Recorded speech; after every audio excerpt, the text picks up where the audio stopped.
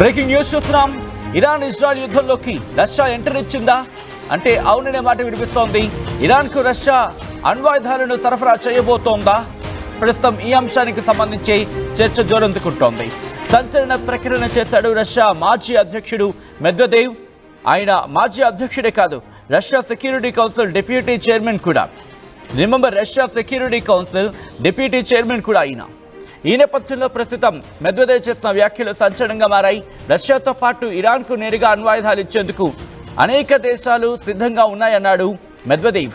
పుతిన్తో Iran foreign minister అరాక్చి కీలక భేటీ ఉంది. Iran అణు స్థావరాలపై అమెరికా దాడితో ఈ పరిణామాలు వేగంగా మారుతున్నాయి. మూడో ప్రపంచ యుద్ధానికి సంకేతాలు వెలువడ్డాయా? మరి ముఖ్యంగా అమెరికాకు సంబంధించి ఎప్పుడైతే పుతిన్ వార్నింగ్ ఇచ్చాడో, ఎందుకంటే పుతిన్ వార్నింగ్కి సంబంధించి మాట్లాడుకున్న సందర్భం కుదిరితే కనుక ఐ రిక్వెస్ట్ ఒకసారి పుతిన్ కొద్ది రోజుల క్రితం మాట్లాడాడు, ఒక్కసారి ఆ బయటను కూడా వినిపించే ప్రయత్నం చేద్దాం. దాంతోపాటు పుతిన్ కొద్ది రోజుల క్రితం ఏమన్నాడు? అమెరికా, నువ్వు కాస్త కామ్గా ఉంటే బెటర్, నువ్వు దిగకపోతే బెటర్, లేకపోతే న్యూక్లియర్ వార్కి దారితీయచ్చు, న్యూక్లియర్ యుద్ధానికి దారితీయచ్చు అనేది ఇటు ట్రంప్ను ఉద్దేశించి పుతిన్ చేసిన వ్యాఖ్యలు. ఆ తర్వాత న్యూక్లియర్కి సంబంధించి మాట్లాడుకున్న సందర్భంలో వాళ్ళకి తయారు చేసుకునే హక్కు ఉంది, అది వాళ్ళ దేశం కోసం, దాంట్లో తప్పే ఉంది అంటూ చెప్పుకొచ్చాడు on the platform Putin. So ఈ క్రమంలోని ఇప్పుడు అణ్వాయుధాలకు సంబంధించి సమయం ఆసన్నమైందా? ఇటు న్యూక్లియర్ వార్కి పిలుపునిచ్చాయా? రష్యా న్యూక్లియర్ వార్ని సిద్ధం కాబోతోందా? ఎందుకంటే మెద్వెదేవ్ చేసిన వ్యాఖ్యలు చూస్తూ ఉంటే అటువంటి మాటలు వినిపిస్తున్న, అటువంటి మరి ముఖ్యంగా మెద్వెదేవ్ చేసిన వ్యాఖ్యల నేపథ్యంలో అటువంటి మాటలే ఇప్పుడు ఉత్పన్నమయ్యే అవకాశం ఉంది, అటువంటి మాటలే సిద్ధమయ్యే అవకాశం కనిపిస్తోంది.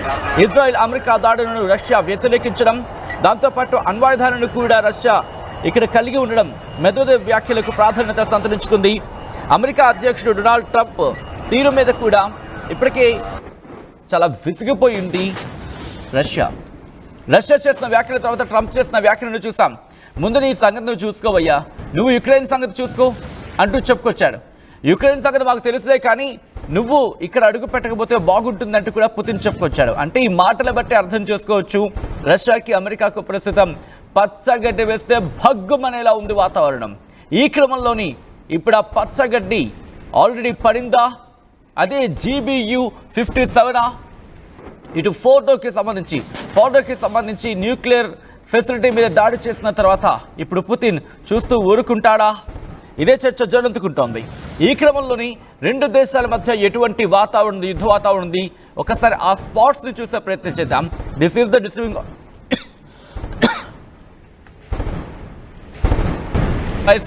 ఈ కథను మీద కాస్త కలవరపరచచ్చు, దీనికి సంబంధించి తగిన జాగ్రత్త తీసుకోవాలని ఆర్టీవీ సూచించడం జరుగుతోంది.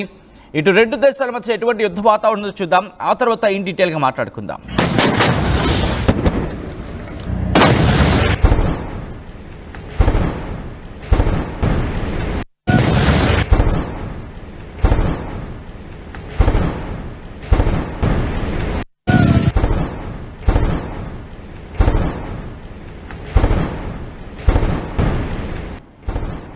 చూసారుగా ఎటువంటి పరిస్థితులు ఉన్నాయనేది.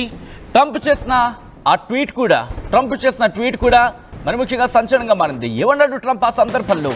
ముందు ఇరాన్కి సంబంధించి మాట్లాడడం కాదు, కానీ ఇరాన్ని ఇజ్రాయెల్కి మధ్యవర్తిత్వం వహిస్తానని అంటూ కూడా పుతిన్ చెప్పుకొచ్చాడు. సరే, ఇక్కడ ఒకసారి పుతిన్ చెప్పిన వ్యాఖ్యలు నేను చెప్పే ప్రయత్నం చేస్తాను. ఇజ్రాయెల్కి ఇరాన్కి మధ్య నేను మధ్యవర్తిత్వం వహిస్తాను, నువ్వు కలగ చేసుకోకుండా ఉంటే బాగుంటుంది అని అర్థం వచ్చేలా వ్లాదిమిర్ పుతిన్ చెప్పుకొచ్చాడు. అయితే ఎందుకంటే మాకు రెండు దేశాలతో సత్సంబంధాలు ఉన్నాయి, రెండు దేశాలు కూడా మాకే వ్యతిరేకం కాదు, రెండు దేశాలతో మాకు సత్సంబంధాలు ఉన్నాయి, కాబట్టి నేను సాల్వ్ చేస్తాను, నాకు ఆ సత్తా ఉంది అంటూ కూడా రష్యా అధ్యక్షుడు వ్లాదిమిర్ పుతిన్ చెప్పుకొచ్చాడు.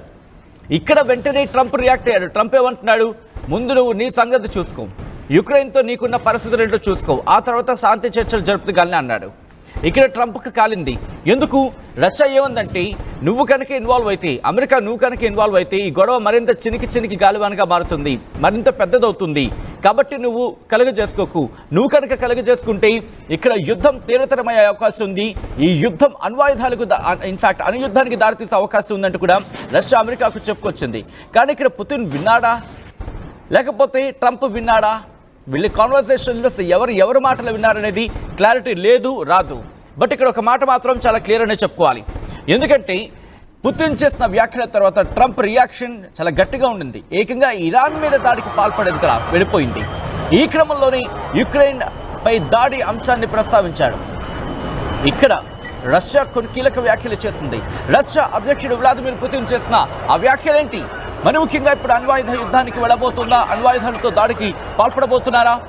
ఇంతకీ వ్లాదిమిర్ పుతిన్ అన్న మాటలేంటి? రష్యా అధ్యక్షుడు పుతిన్ ఇంకా ఏమన్నాడు? ఒకసారి చూద్దాం, ఆ తర్వాత మరింత డీటెయిల్గా మాట్లాడుకుందాం. Relations between Russia and Iran. We support Iran in its struggle for its legitimate interests, including the interests with respect to peaceful uses of the atomic energy. And this has always been our position. This is our principled position, including in this conflict. It has never changed. And those who claim that we should have done more, well, what more? Relations between Russia and Iran. We support Iran in its struggle for its legitimate. Right, చూసారుగా ఆయన చేసిన వ్యాఖ్యలను ఒకసారి నేను చెప్పే ప్రయత్నం చేస్తాను. మరి ముఖ్యంగా న్యూక్లియర్ అణ్వాయుధాలే లక్ష్యంగా ఇరాన్ సన్నాహాలు చేస్తుందని చెప్పడానికి నీకున్న ఆధారాలేంటి అమెరికా అంటూ ప్రశ్నిస్తున్నాడు రష్యా అధ్యక్షుడు వ్లాదిమిర్ పుతిన్. ఇంకా ఏమంటాడు? ఇరాన్ పెద్ద మొత్తంలో అణ్వాయుధాలను తయారు చేస్తోంది, దానివల్ల తమ అస్తిత్వానికి ముప్పు పొంచి ఉందని చెప్పి అక్కడ న్యూక్లియర్ ఫెసిలిటీస్ని టార్గెట్ చేయడానికి ఇజ్రాయెల్ దగ్గర ఉన్న ఆధారాలేంటి? అమెరికా దగ్గర ఉన్న ఆధారాలేంటి? ఇది నేరుగా ప్రశ్నించడం జరుగుతోంది. అమెరికాతో పాటు ఇజ్రాయెల్ని నేరుగా రష్యా అధ్యక్షుడు పుతిన్. ఇరాన్ తన శాంతియుత అణు కార్యక్రమాన్ని అభివృద్ధి చేసుకుంటోంది, దానికి సాయం చేయడానికి తాను రెడీగా ఉన్నానని చెప్పే అధ్యక్షుడు పుతిన్ చెప్పుకొచ్చాడు. అంటే ఇండైరెక్ట్గా ఇప్పుడు ఇరాన్కి మద్దతు వెళ్ళబోతోంది రష్యా. ఇది చెప్పకనే చెప్పిన సందర్భం. ఈరోజు బహుశా భేటీ చాలా నామాత్రం భేటీ, అరాక్షితో భేటీకి సంబంధించి మాట్లాడుకున్న సందర్భంలో ఒకవేళ ఆ భేటీలో కనుక కీలకమైన డెవలప్మెంట్ చోటు చేసుకునే అవకాశం ఉందని చెప్పి పూర్తిగా కొట్టిపారేయలేం. ఎందుకంటే ఇది కేవలం నామాత్రం భేటీ కింద చెప్పుకోవాలి. ఎందుకంటే గతంలోనే తన స్టాండ్ ఏంటో క్లియర్ చేశాడు అధ్యక్షుడు పుతిన్. సో ఈ నేపథ్యంలో ఇప్పుడు అణ్వాయుధ యుద్ధానికి రష్యా ఊకొడుతుందా? రష్యా ఓకే చెబుతుందా? చెబితే అప్పుడు ఎటువంటి పరిణామాలు చోటు చేసుకుని ఉంది అనే అంశానికి సంబంధించి డీటెయిల్గా మాట్లాడుకునే ప్రయత్నం చేద్దాం. మరి AP input editor at the same time Iran Israel కాన్ఫ్లిక్ట్ని, దాంతోపాటు ఇరాన్ ఇజ్రాయెల్, ఇంకా చెప్పాలంటే ఇజ్రాయెల్ అమెరికా అండ్ ఇరాన్ కాన్ఫ్లిక్ట్ని చాలా క్లోజ్గా అబ్జర్వ్ చేస్తూ ఎప్పటికప్పుడు అప్డేట్స్ అందించేందుకు ఆయన కూడా కీలక భాగస్వామిగా ఉన్నారు. ఈ నేపథ్యంలో ఒకసారి నేను మా ఏపీ ఇన్పుట్ ఎడిటర్ కృష్ణమోహన్ వరకు వెళ్ళే ప్రయత్నం చేస్తున్నాను. కృష్ణమోహన్, ఇప్పుడు ఎటువంటి పరిణామాలు చోటు చేసుకునే అవకాశం ఉంది? ఎందుకంటే ఈరోజు అరాక్షితో ఆయన భేటీ కాబోతున్నారు, ఇన్ఫాక్ట్ పుతిన్తో అరాక్షి భేటీ కాబోతున్నారు. ఇటు న్యూక్లియర్ యుద్ధానికి వెళ్ళే అవకాశం ఉందనుకోవచ్చా, లేకపోతే అది కాస్త ఎగ్జాగరేషన్ అనుకోవాలా? అంటే బేసిక్ గా నిన్న జరిగిన ఆపరేషన్ మిడ్ నైట్ హ్యామర్ ఏదైతే అమెరికా చేపట్టిందో దాంతో కోర్ బాన్సుకు కేంద్రం కావచ్చు, బర్కన్ బాన్సు కావచ్చు, ఇవన్నీ దాడి చేయడం కావచ్చు. దీంతో నంతాజు, ఇన్ఫాస్ట్రియా, తొమహాక్ క్షిపణులు దాదాపుగా 40 క్షిపణులతో ఇజ్రాయెల్ వీటి మీద దాడి చేసిన నేపథ్యం అయితే అమెరికా కనపడుతోంది. అది కూడా B2 బాంబర్లతో, శక్తివంతమైన B2 బాంబర్లతో దాడి చేసింది. అయితే దీనికి కౌంటర్ గా ఇరాన్ కూడా ఒక స్టేట్మెంట్ అయితే ఇచ్చింది. అయితే దానివల్ల మాకేం పెద్ద ఇంపాక్ట్ ఏం కాలేదు, అమెరికన్ దాడుల వల్ల మాకేమో పెద్దగా ఇబ్బంది ఏమీ జరగలేదు అనేది వాళ్ళ ఉద్దేశంగా మంత్రి కూడా ఒక డైలాగ్ అయితే చెప్పాడు. కానీ ఇరాక్ చెప్పిన దానికి అమెరికా జరుగుతున్న దాడులకి కొంత తేడా ఉంది. ఖచ్చితంగా అమెరికా చాలా లోతుగానే ఈ అణు కేంద్రం మీద దాడి చేసింది అనేది చాలా స్పష్టంగా అర్థమవుతుంది. అయితే ఇప్పుడు తాజాగా రష్యన్ మాజీ అధ్యక్షుడు మెడ్వేవ్ రష్యాతో పాటు అంటే ఆయన చేసిన వ్యాఖ్యలు ఇప్పుడు కొంత ఆందోళన కలిగిస్తున్న పరిస్థితి.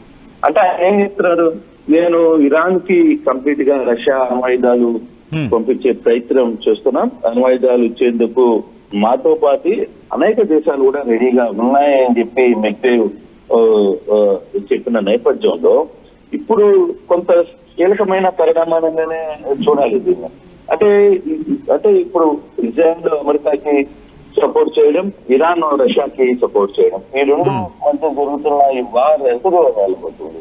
ఇప్పుడు ఈ వార్ లో దాదాపుగా అంటే మూడో ప్రపంచ యుద్ధానికి దారి తీసే పరిస్థితులు ఉన్నాయా అనే ఒక చర్చ కూడా జరుగుతోంది. ఇది కొంత చాలా సీరియస్ గానే ఈ వ్యవహారం మీద చూడాలి. అందులో ఇప్పటికే ఇరాన్ ఫారిన్ మంత్రి అరాక్సి పుతిన్ తో కలిసి భేటీ అయ్యారు. నిన్న అర్నాది కూడా ఆయన విదేశాంగ మంత్రి అక్బాస్ మాట్లాడిన నేపథ్యం, వీళ్ళిద్దరూ కూడా కలిసిన నేపథ్యంలో కొంత పరిస్థితి ఏ విధంగా ఉండబోతుంది రాబోయే రోజుల్లో, జరగబోయే 2 రోజుల్లో నిజంగానే ఇరాన్ కి రష్యా పూర్తిగా తన అణ్వాయుధాలు ఇవ్వడం కావచ్చు, లేకపోతే ఇతర దేశాలు కూడా కొన్ని దేశాలు కూడా ఇరాన్ కి మద్దతు తెలుపుతున్న నేపథ్యంలో ఇచ్చిన తర్వాత మూడో ప్రపంచ యుద్ధానికి వచ్చే అవకాశం ఉందా అంటే డెఫినెట్ గా షీల్డ్ అయితే కనబడుతుంది. ఆ విధమైన అతిథులు, ఆ విధమైన పరిస్థితి అయితే కనబడుతుంది. అయితే ఇంకొకటి కూడా మనం ఇక్కడ చూడాలి.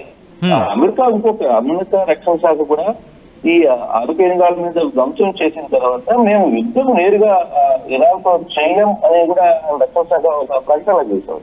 దాన్ని ఏ విధంగా చూడాలి అంటే ఒకవైపు జరపాల్సిన దాడిని అణు కేంద్రాల మీద క్లియర్ గా B2 బాంబులతో దాడి చేసిన తర్వాత ఇప్పుడు రక్షణ శాఖ మేము నేరుగా ఇరాన్ తో యుద్ధానికి తలపడిపోమని చెప్పిన పరిస్థితి. సో అటువంటి సిచ్యువేషన్ ఉన్న దీంట్లో దీన్ని ఎలా చూడాలి అంటే ఇప్పుడు ఒకవేళ నిజంగానే రష్యన్ కూడా సేమ్ అణ్వాయుధాలని లేకపోతే ఇతర దేశాలు కూడా నేరుగా పాల్గొనకుండా అంటే ఈ వార్లో నేరుగా ముప్పేట దాడికి దిగకుండా ఇరాన్ కి కావాల్సిన సపోర్ట్, ఇరాన్ కి ఇవ్వాల్సిన సపోర్ట్ అన్ని రష్యన్ తర్వాత ఇప్పటికే చైనా కొంత మనం మర్చిపోవద్దు, చైనా ఇప్పటికీ కొంత సహాయం చేసింది ఇరాన్ కి పూర్తిగా కూడా 2 బోయింగ్ విమానాలతో అవసరమైన సామాగ్రిని అంతా కూడా కొనుక్కొచ్చిన పరిస్థితులు మనం మర్చిపోకూడదు. ఇది ఇప్పటికే 15 రోజులు అయిపోయింది.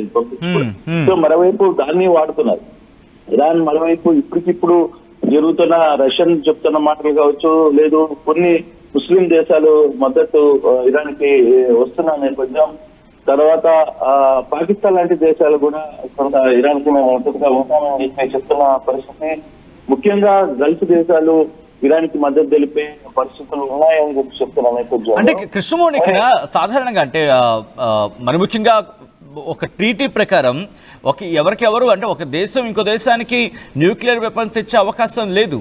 బట్ సపోర్ట్గా వెళ్లే క్రమంలో ఆ దేశం నుంచి ఆ న్యూక్లియర్ బాంబులను ప్రయోగించే అవకాశం ఉంటుందని కూడా అతిశక్తి లేదు, కొట్టిపారేలేం కూడా.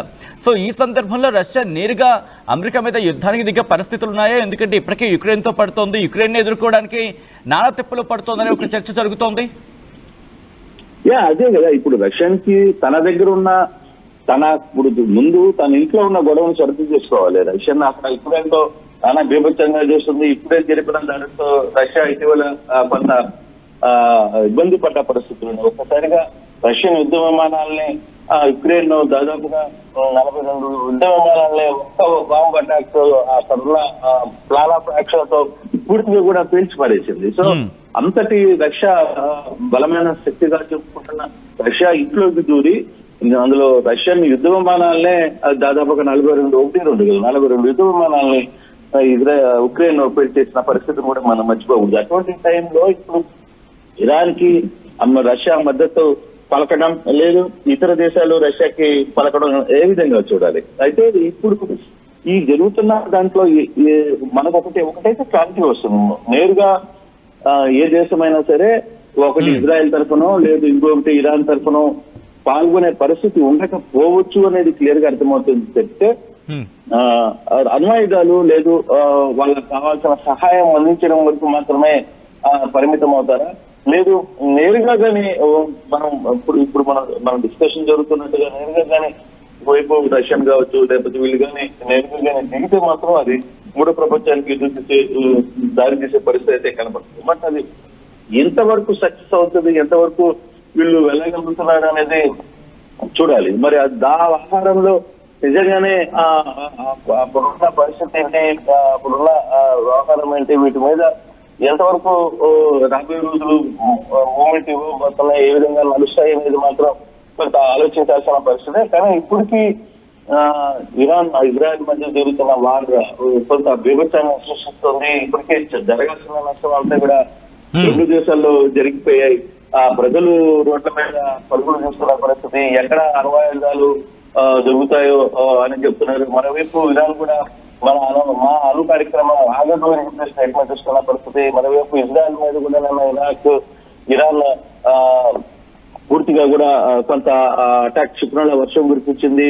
సో ఇవన్నీ ఒకదాని తర్వాత ఒకటి జరుగుతున్న సీన్ లో ముందు ఇరు దేశాలని శాంతింపజేయాలని ఒక ప్లాన్ ఆఫ్ యాక్షన్ పెట్టుకోవాలి. లేదు ఇద్దరి మధ్య జరుగుతున్న వ్యవహారాన్ని ఏం జరిగింది, ఇద్దరి మధ్య కూర్చోబెట్టి మాట్లాడే ఒక పెద్దన్న పాత్ర అవసరం. కానీ ఆ పెద్దన్న పాత్ర పోషిస్తున్న దేశాలే ఇప్పుడు ఒక్కొక్క దేశం మీదకు ఒకరికి మద్దతు ఇచ్చి మరో దేశం మీదకి. ఎందుకంటే ఇప్పుడు అమెరికా ఇరాన్ మీద చేసిన అణుదాడిని ఇరాన్ మర్చిపోదు కదా, డెఫినెట్ గా దాని మీద కొంత ఇంపాక్ట్ చూపించబోతుంది. డెఫినెట్ గా దానికి సంబంధించిన ఇంపాక్ట్ అంటే అమెరికా అంటే ఇరాన్ కూడా క్లియర్ గా చెప్తుంది. అమెరికా దాడులపై విదేశాంగ మంత్రి అబ్సారీ కూడా ఆయన కూడా స్పందించారు. అణు చర్చలకు ఇక తావే లేదని కూడా ఆయన స్పష్టం చేసిన పరిస్థితి. తమ దేశానికి తాను రక్షించుకుంటాననే హక్కుందని ఆయన ప్రకటించారు. అంటే ఇక మేము మీతో ఒకసారి మీరు మా మీద అనువాదాల మీద దాడి చేశారు కాబట్టి ఇంకా మీతో చర్చలతో మాకేం పని అని చెప్పి ఇరాన్ విదేశాంగ మంత్రి కూడా మాట్లాడుతున్నారు. సో ఇటువంటి సిచ్యువేషన్స్ జరుగుతున్న నేపథ్యంలో కొంత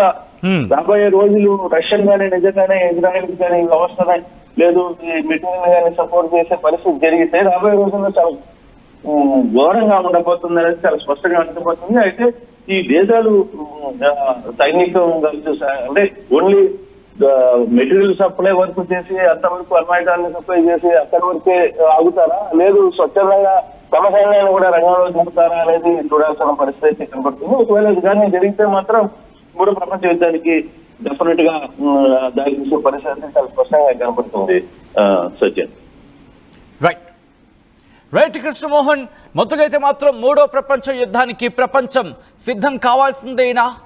రష్యా ఇప్పటికీ దీనికి సంబంధించి సంకేతాలను పంపించేందుకు సిద్ధం కాబోతోందా? ఈరోజు మరి ముఖ్యంగా మరి కాసేపట్లో ఇరాన్ ఫారెన్ మినిస్టర్ అరాక్చి అంటే వాళ్ళ స్థానిక కాలం ప్రకారం ఆయన చెప్పుకొచ్చారు. ఈరోజు మధ్యాహ్నం నేను రష్యా అధ్యక్షుడు పుతిన్తో భేటీ కాబోతున్నాను. ఇప్పటికే కీలక భేటీలు జరిగాయి. రష్యాకు సంబంధించిన కీలక నేతలతో ఇరాన్ చర్చలు జరుపుతూనే ఉంది. ఈరోజు మధ్యాహ్నం రష్యా అధ్యక్షుడు పుతిన్తో ఇరాన్ విదేశాంగ మంత్రి అరాక్చి భేటీ కాబోతున్నారు. ఈ భేటీ కీలక భేటీ కాబోతోంది, ప్రాధాన్యత సంతరించుకుంది. ఇటు రష్యా కనుక సై అంటే ఇటు నెయ్యి అనేందుకు ఇంకా అమెరికా సిద్ధంగా ఉండదు. నువ్వు సై అంటే నేను సై అంట అంటూ ఈ రెండు కనుక సిద్ధమైతే అణుయుద్ధం ముంగిటనే చెప్పుకోవాలి. ఇప్పటికే సంకేతాలు ఇచ్చేసాయి దేశాలు కూడా. రష్యా ఏమంది మేము పూర్తి స్థాయిలో ఇరాన్కి మద్దతు అంటూ చెప్పుకొచ్చింది. ఈ దాడిని ఖండించింది. ఈ నేపథ్యంలో రష్యా ఇప్పుడు ఏం చేయబోతోంది? రష్యా అధ్యక్షుడు ఇన్ఫాక్ట్ రష్యా మాజీ అధ్యక్షుడు ప్రస్తుతం ఇరాన్కి సంబంధించి చేసిన వ్యాఖ్యలు సంచలనంగా మారాయి. రష్యా మాజీ అధ్యక్షుడు దాంతోపాటు ప్రస్తుతం Russia security council deputy chairman Dmitry Medvedev చేసిన వ్యాఖ్యలు సంచలనంగా మారాయి. ఆ దేశానికి న్యూక్లియర్ వెపన్స్ని సరఫరా చేసేందుకు చాలా దేశాలు సిద్ధంగా ఉన్నాయని చెప్తున్నారు ఆయన. అయితే ఆ ఏ దేశాలు అనేది మాత్రం చెప్పట్లేదు. ఆబ్వియస్లీ క్లియర్ కట్గా కనిపిస్తోంది కదా, నార్త్ కొరియా ఉంటుంది, చైనా ఉంటుంది. ఆ రెండు సిద్ధంగా ఉంటాయని చెప్పుకోవచ్చు నిర్మోహమాటంగా. దాంతోపాటు ఇంకా మాట్లాడుకునే సందర్భంలో ఇంకొక అడుగు ముందుకు వేస్తే కనుక ఆయన ఇంకేమంటున్నారు?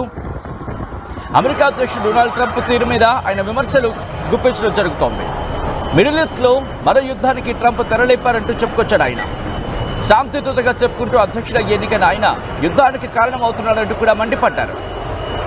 ఇజ్రాయెల్ దాడులతో ఇప్పటికే ఇరాన్ పూర్తిగా ధ్వంసమవుతోంది, కుదేలవుతోంది. అక్కడ సాధారణ ప్రజలు ఇబ్బంది పడుతున్నారు. వాళ్ళ జీవనం పూర్తిగా అస్తవ్యస్తమవుతోంది. ఎప్పుడేం జరుగుతుందో తెలియక వాళ్ళు బిక్కుబిక్కుమంటూ బతుకుతున్నారు. ఇలాంటి పరిస్థితుల్లో ఆ దేశంపై దాడులు చేసి అమెరికా ఇప్పుడు మరొక సంచలనానికి దారితీస్తుందంటూ ఆయన చెప్పుకొచ్చారు. దీన్ని బట్టి చూస్తుంటే అర్థమవుతోందిగా. ఇంకా ఇరాన్ ఏమంటోంది? అమెరికాకు సరైన సమాధానం చెప్తా ఉంటుంది. ఇరాన్ విదేశాంగ మంత్రి అబ్బాస్ అరాక్చి ఆయన కీలక వ్యాఖ్యలు చేశారు. ఏమంటున్నారు? తమ దేశంలో న్యూక్లియర్ ఫెసిలిటీసే టార్గెట్గా ఎయిర్ స్ట్రైక్ చేసింది అమెరికా, ఇజ్రాయెల్. వీళ్ళకి తగిన బుద్ధి చెప్తా ఉంటుంది. ఇస్తాంబుల్లో జరుగుతున్న organisation of Islamic cooperation OIC OIC ఆ సదస్సులో పాల్గొనేందుకు వెళ్లారు ఆయన. ఈ నేపథ్యంలో ఆదివారం మీడియాతో మాట్లాడారు. ఈ సందర్భంలోని రష్యాకు వెళ్తున్నాను, రష్యా అధ్యక్షుడి పుతిన్ని కలవబోతున్నాను అంటూ చెప్పుకొచ్చారు అరాక్చి. సోమవారం మధ్యాహ్నం ఆయనతో భేటీ జరగబోతుందంటూ చెప్పుకొచ్చారు. రష్యా ఇరాన్ మంచి క్లోజ్ ఫ్రెండ్స్, ఎప్పటికప్పుడు సహకరించుకుంటూ ఉంటాయి. ప్రస్తుత దాడులతో పుతిన్ కూడా ఆందోళన వ్యక్తం చేశారు అంటూ కూడా చెప్పుకొచ్చారు ఆయన. సో ఈ నేపథ్యంలోని ఇప్పుడు అమెరికా ఏం చేయబోతుంది? రష్యా అధ్యక్షుడు పుతిన్ ఎటువంటి ప్లాన్తో ముందుకు వెళ్ళబోతున్నారు? ఇరాన్కి సపోర్ట్గా వెళతారా, లేకపోతే యుక్రెయిన్తోనే పడలేకపోతున్నా ఇప్పుడు ఇరాన్కి సపోర్ట్ ఇస్తే కనుక మరింత దుర్భర పరిస్థితుల్లోకి నెట్టేసే అవకాశం ఉంటుందని చెప్పి భావించే పరిస్థితి ఉంటుందా? ఏం జరిగే అవకాశం ఉందనేది ఆసక్తికరంగా మారింది.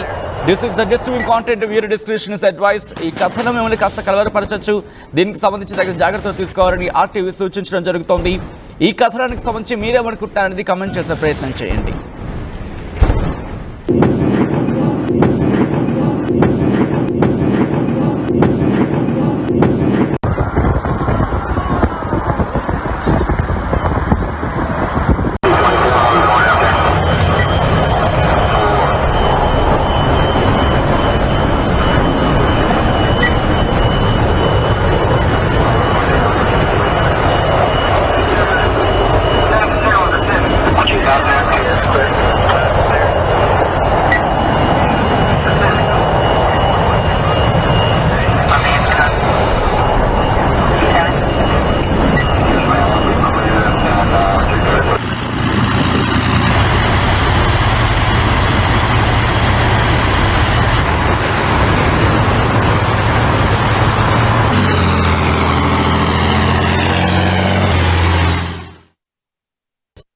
State-of-the-art infrastructure. Smart, green campus. Globally certified labs. KL deemed to be university. తెలుగులో ఫాస్టెస్ట్ న్యూస్ యాప్ ఇప్పుడు కొత్త అవతారంలో 5 సెకండ్లోనే పూర్తి వార్తా సమాచారం మీ చేతుల్లోకి.